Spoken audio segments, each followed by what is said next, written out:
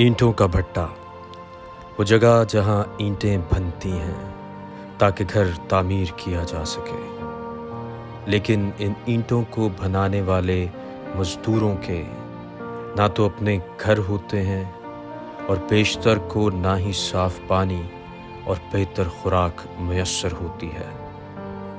इन मज़दूरों के बच्चे ईंटें तो बनाते हैं लेकिन इनका बचपन बिगड़ जाता है।